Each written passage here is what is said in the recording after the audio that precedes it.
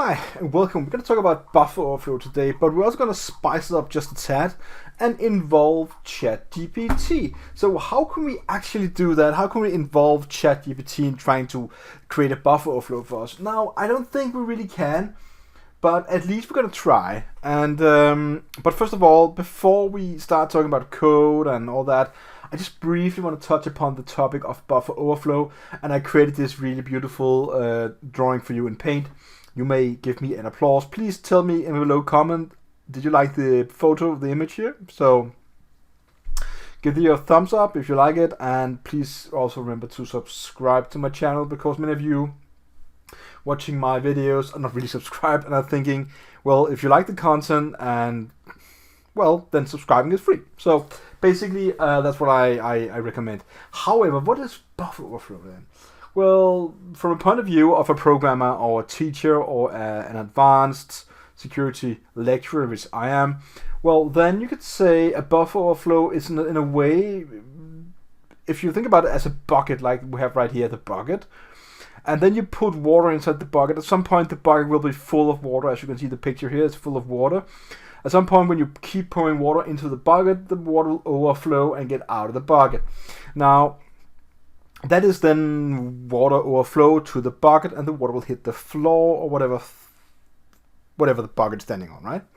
In terms of programming, you can think about it as an array of bytes. You have 8 bytes or 8 positions or 8 indexes or 8 in length, depending on how you think about it. But in this example, it's just called bytes. So you have 8 bytes, and you can write the word password. Anything more than that will overflow in a way on onto the next part of memory. Now, depending on how memory works, lazy as computers are, this is the memory layout. This is where you could have your buffer stored, and then the next 2 bytes here could, for example, be just below, and that's it. So the only thing here is in the end, it's called a null byte, and the null byte is a forward slash and a slash and a 0, and that is basically telling the computer that this is the end of this string that started right there. So and this may be 8. What a beautiful 8. Let me just write 8 better, and this is 2. So this is really the length of the 2 different variables. Now, what happens if you overflow? The overflow here says the 1, 2 basically means that this would have 1, and this would have, well, indication 1 and 2. 1 and 2 also would be the numbers positioned on those indexes if this is an actual new variable. In code, it could very much be that you have something like a char 8, and then you have an integer, for example, called whatever a. And in this particular case, the integer variable will either be 4 or 8 bytes. This is 2 bytes, so instead of int, it could be something like a short, for example. We could write short. And the short variable typically is 2 bytes. And this could be the 2 bytes that we then override with the value that is inside the first part. And you could probably say, what could we use that for, and so on and so on. So I created this small image here that I'm gonna put there and zoom in. As you can see, imagining that the second variable here, if this second variable here, that one there, was called something like logged in, and it would then in some code have the if logged in not equal to 0, depending on how the programmer programmed it, because this is really up to the programmer. I can only theorize that this is how it's made. And if that is how it's made, well, then I could just override by anything else than 0. It could be 1, 2, or 2 ways, or a number 9. The code inside here would then be executed as a block, which shouldn't be possible. But because I get to buffer overflow, well, then it's right there. Another thing buffer overflow could do is to create reverse shells, or you can read other arbitrary data from the hard drive depending on what you can inject. If the function that executes the code that you overflow could be served an internal address pointer, well then you could in theory overflow much more and get the program to output different kind of important data. So the example could be that if you had, for example, a program written and that program was something like a char array of 10, for example.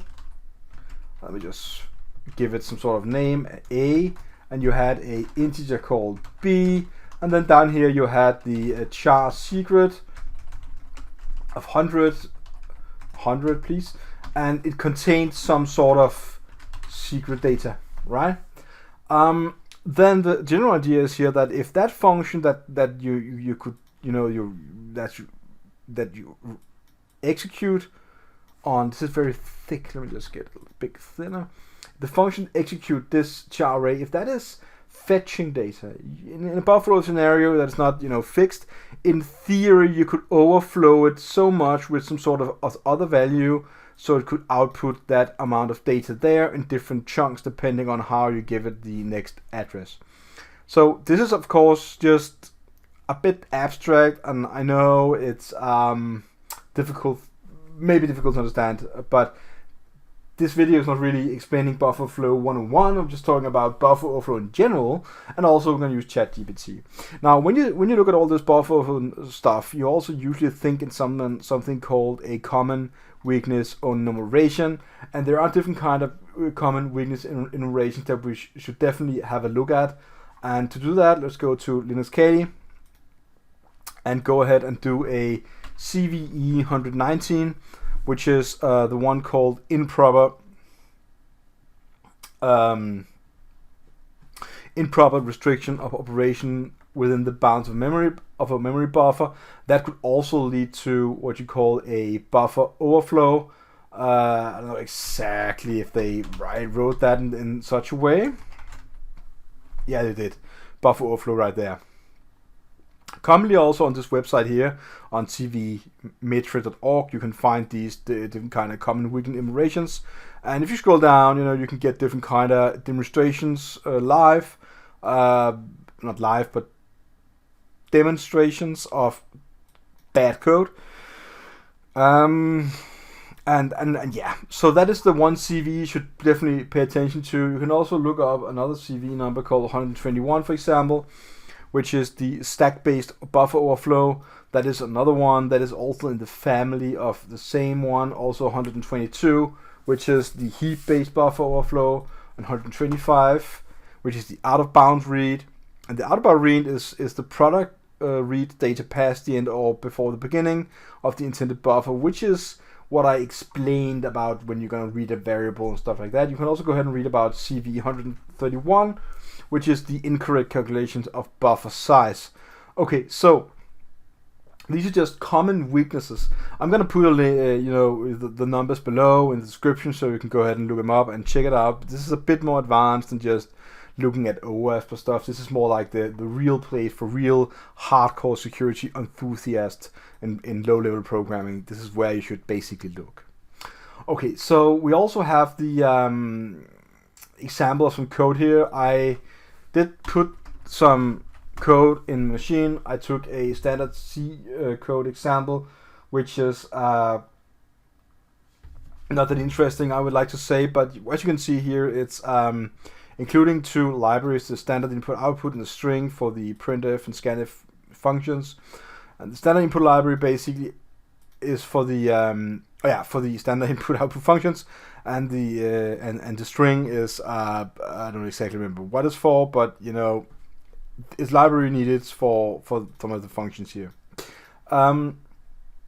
I'm not really that keen into C programming. I once were better at it, but now I'm not really that good anymore.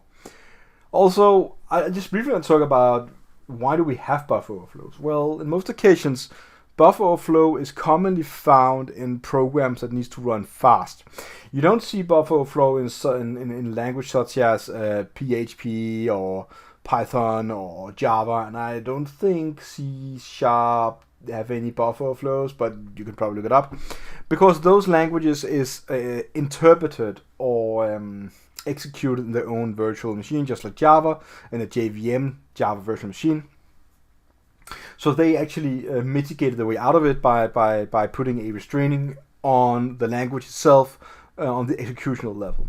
But stuff like C programming or simpler programming is still needed for us in the modern days, because it's just running a lot faster. So whatever driver you have running on a computer, or you have any sort of, software that's gonna interpret, let's say, some open SSL document, because there were an actual buffer overflow going on in OpenSSL called Heartbleed at some point, which enabled you to, get the key, and that doesn't really matter, but there are different ways of buffer overflows been in the past, it's still happening today, that could lead to potential really bad reads from the key server.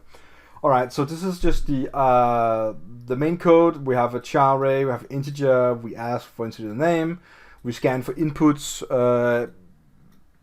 and percentage %h is for string, and percentage %d is for integers.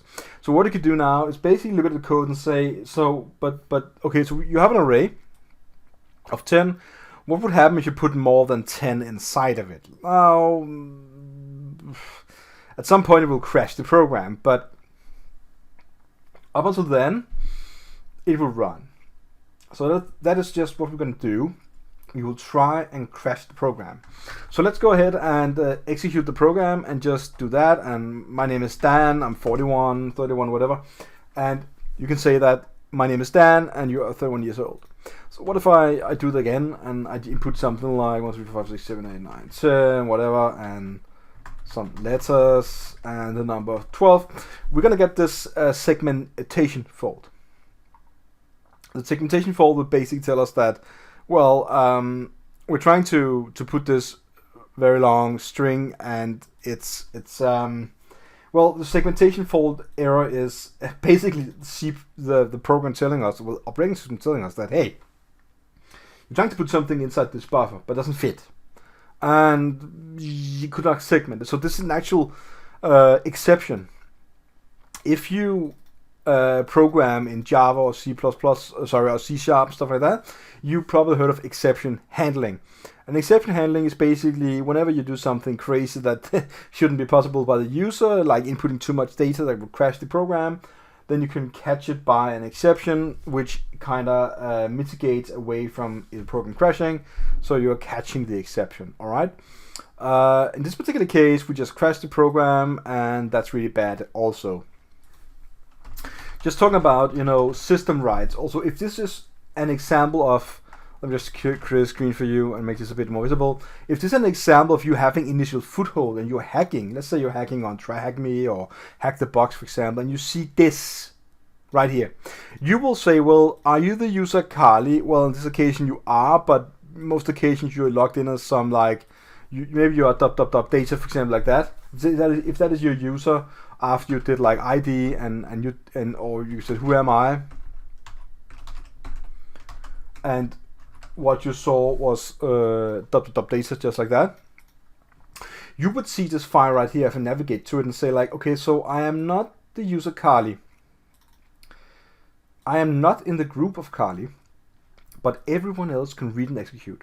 So I will try and execute this program here because it's a binary file. I'm going to try and do something crazy with it. So you do like strings, example, like that, and you look at it and you check out that there's something like your name is, you can see like that, percentage and stuff like that.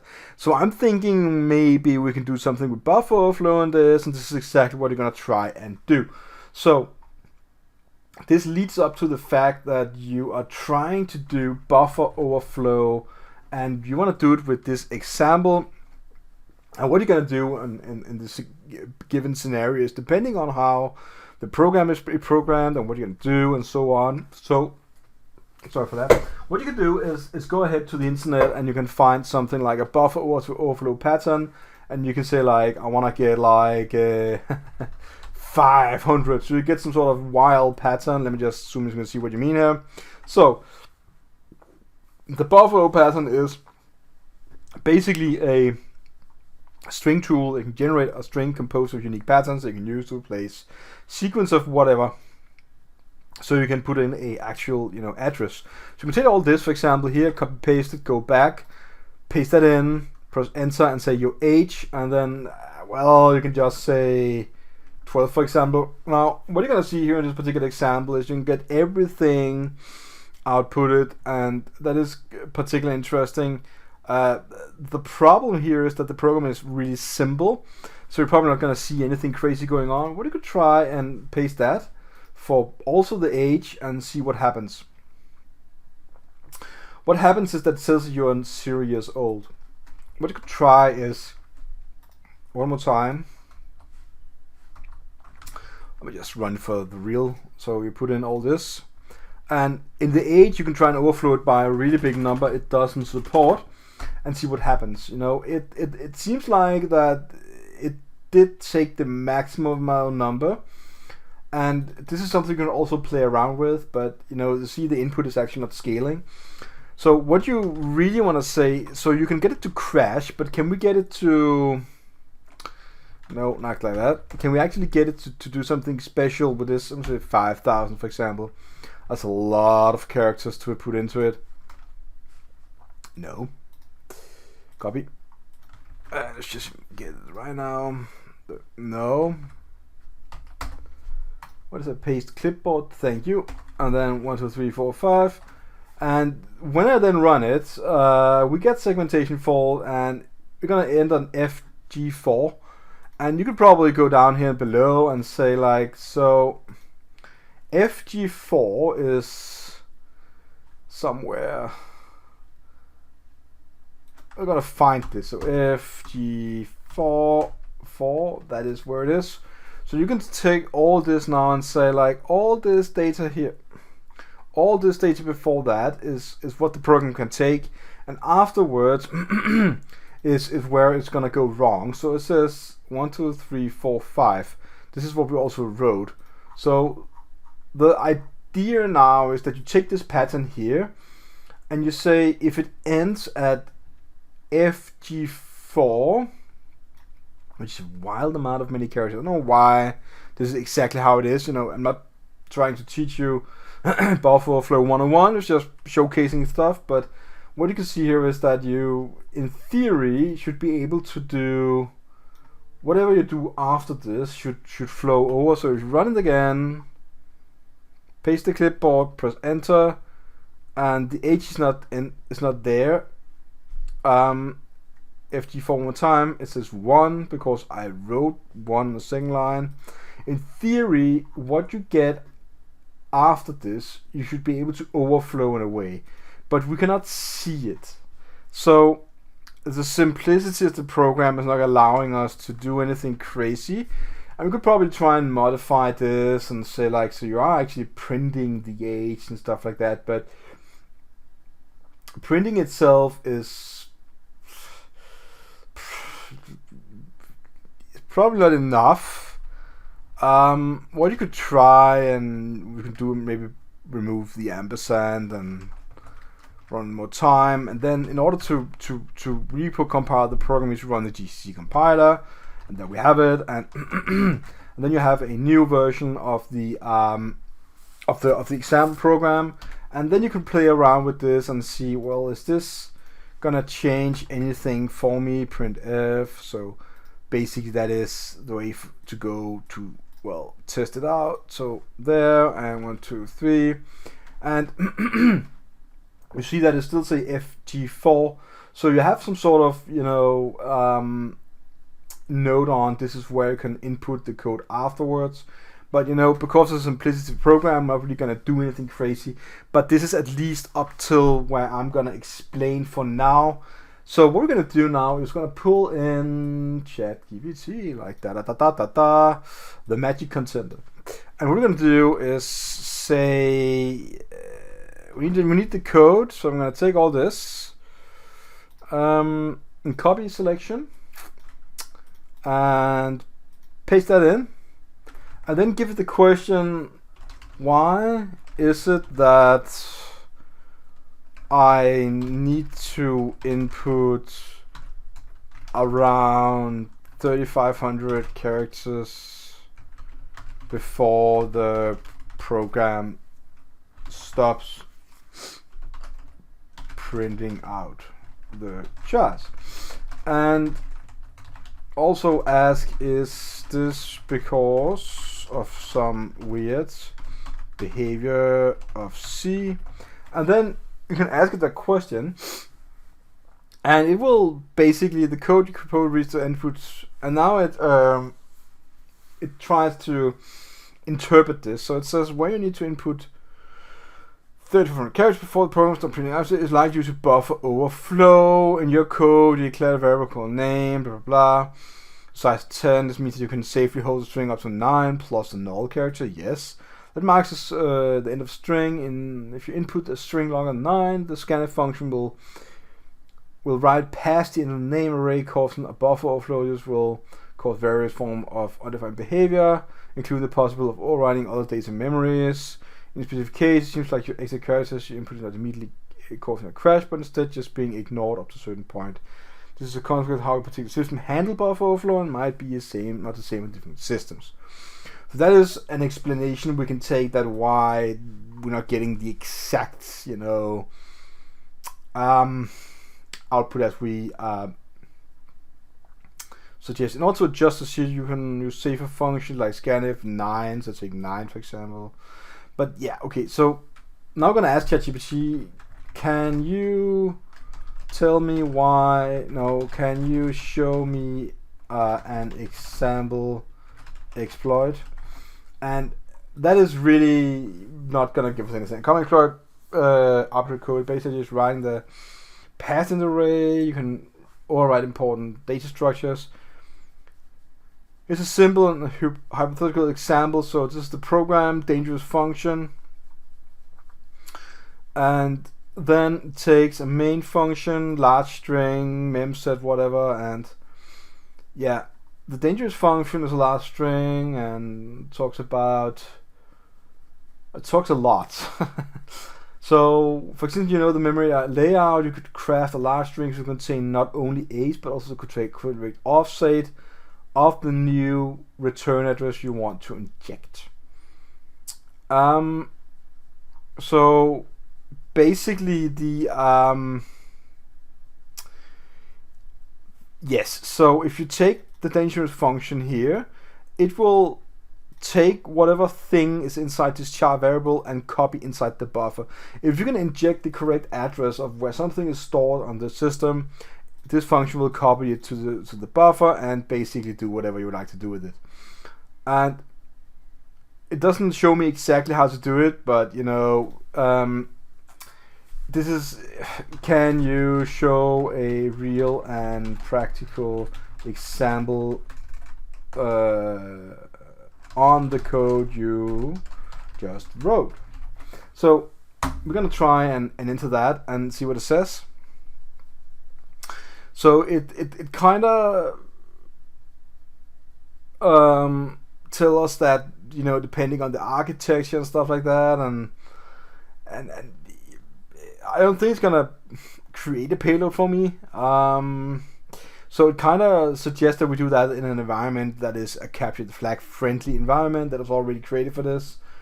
But also recommend us to read the book, I think, The Art of Exploitation, about buffer overflows. So I think for as long as this goes, not really gonna show us much, but we can probably say like, how would a exploit look like? So we can ask it with spelling errors and stuff. So a previous mention, blah blah blah.